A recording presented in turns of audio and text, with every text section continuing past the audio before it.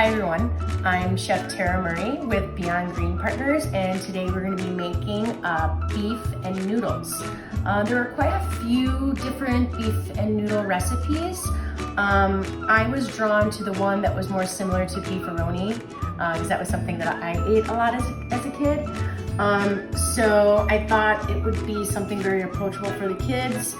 We snuck in some vegetables over here. If you want to come and take a look at what us chefs call mise en place, which means everything in place. So I have all of my ingredients ready here. So once it's time to start cooking, we can just go. So what we have here is what we call mirepoix. That's a French term for onions, carrot, and celery.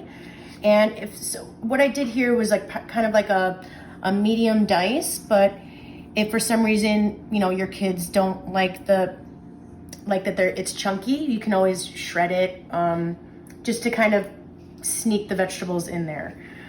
So we have our mirepoix, again, carrots, onions, celery, a little beef stock, some canned tomatoes with no salt, and I didn't strain this, I left the juice in. And then we have our spice mix here, which is going to be garlic powder, onion powder, cumin, paprika, and chili powder. And then we have our ground beef, which is 85-15, 15% fat. And then some egg noodles.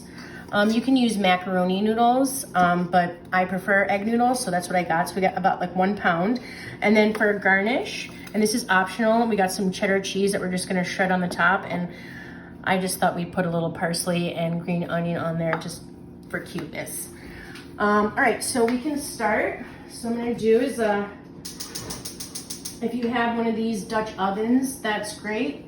Otherwise, just a heavy, thick bottom stainless steel pan. So we're gonna start with our beef first. So I'm gonna heat this up. I'm gonna add a little canola oil. So that has a lower smoke point, which means that it can hold a lot of heat before it starts smoking, as opposed to olive oil, which has a higher smoke point. So that will start to break down once it gets too hot. So I'm gonna add a little bit more, I'm gonna add probably about 2 tablespoons. You wanna make sure that that's pretty hot because we're gonna be browning this meat. Add a little bit more. So we're gonna wait for that to heat up. And whenever I have ground beef, I usually me personally, I like to use a whisk just to kind of break it up in the pan.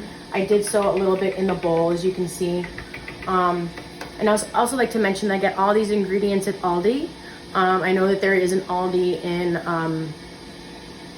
Lincoln. So yeah, all these ingredients are very easy to obtain. So at this point, I'm gonna add a little salt and pepper. I like to use kosher salt or sea salt.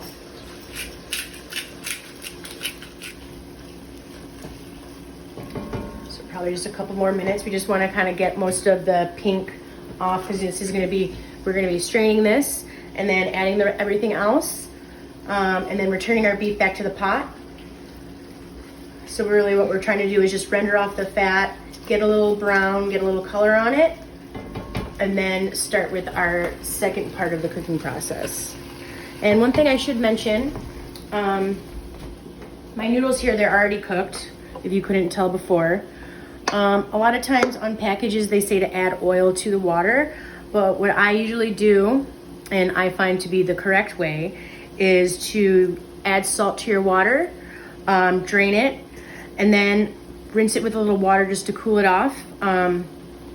And then add some oil to it, the cooked pasta, because if I were to have it in this bowl without the oil, it would all stick together. It would be a huge mess. So let's check our beef over here. It's rendering really nice. You can see all that fat here, which we're gonna end up draining off. We might just add a little bit back to the pot to cook our vegetables. So now that we've got our meat brown, what I'm gonna do, I have a strainer with a bowl set up. So I'm gonna take this and dump it right in there. So we're draining off all that fat. We're gonna add maybe about like a tablespoon of this drained fat back into the pot once we start cooking our vegetables.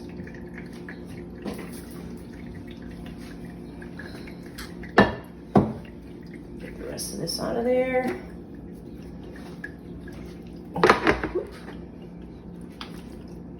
All right.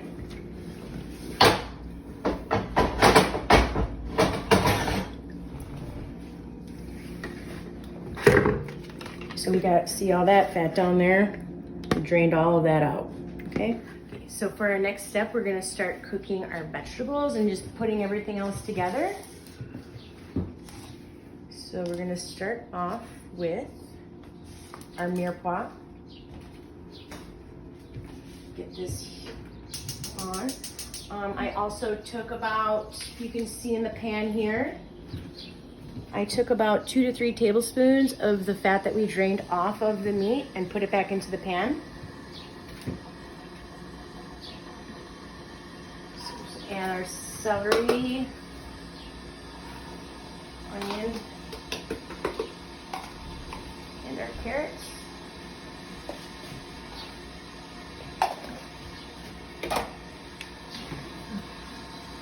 I always like to add a little salt and pepper at this stage too. Because salt is something that leaches out moisture.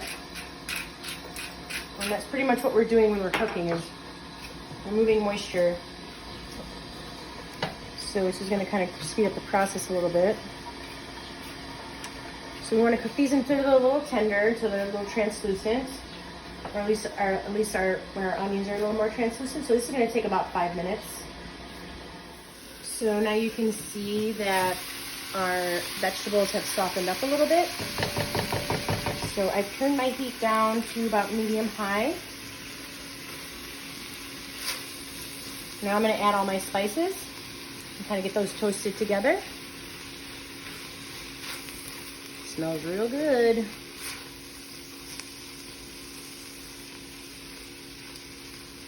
So again, that was paprika, chili powder, garlic powder, onion powder, and cumin.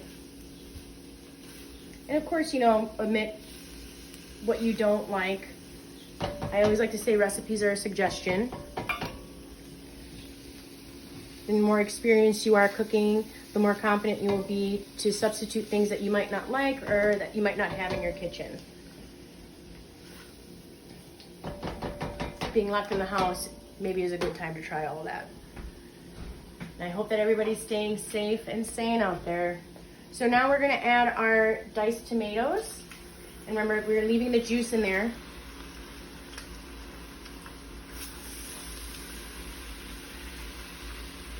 Get that all in there. I'm gonna turn my heat down to medium. And then lastly, we're going to add our beef stock.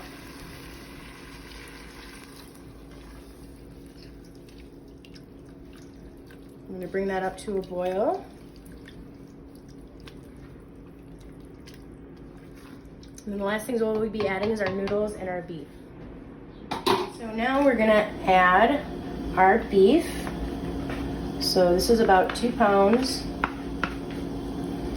Get that all mixed in.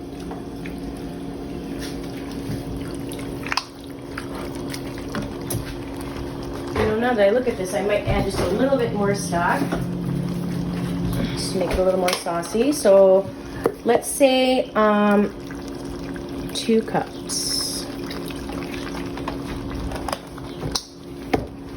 I do this for a living, so I've gotten really good at eyeballing.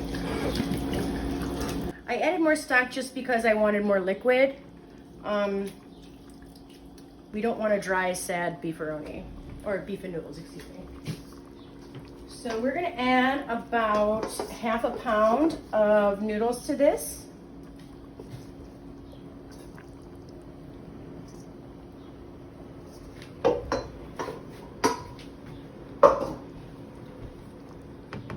And at this point, all we're gonna be doing now is just heating everything through. It's almost showtime here.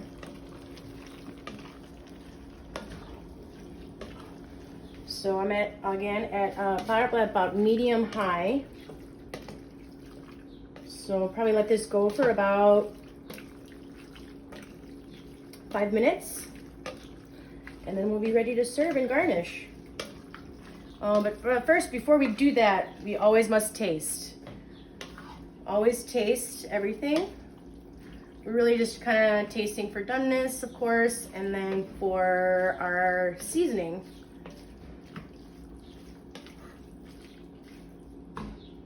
I like a lot of salt, but the thing is, you can never take it away. You can always add more. So season to taste, you notice probably in a lot of different recipes. I might just go ahead and taste this now.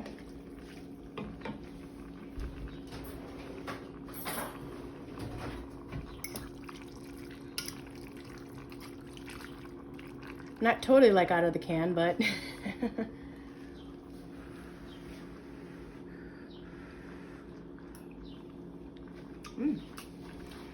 more salt.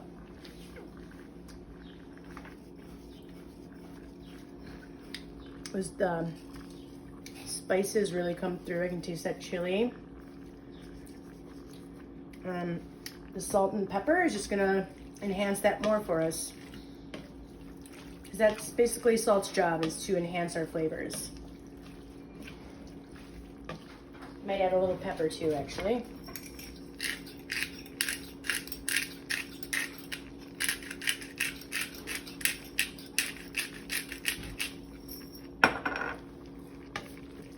So again, that's salt and pepper to taste.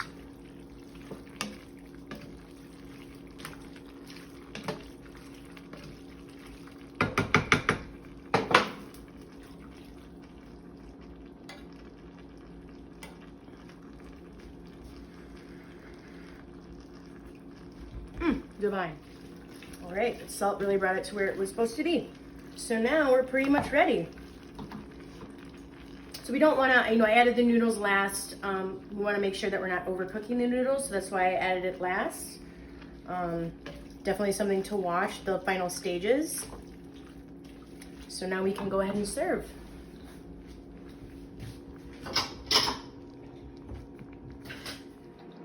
So a little ladle of this, get a little bit of this juice at the bottom.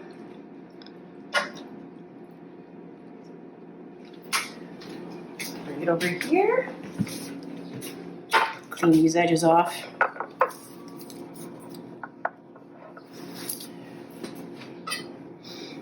So I don't have a box grater, but you can totally use a box grater at home. This is called a rasp or microplane.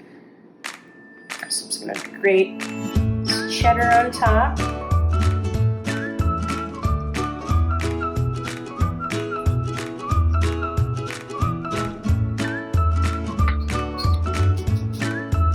And then just a little bit of garnish.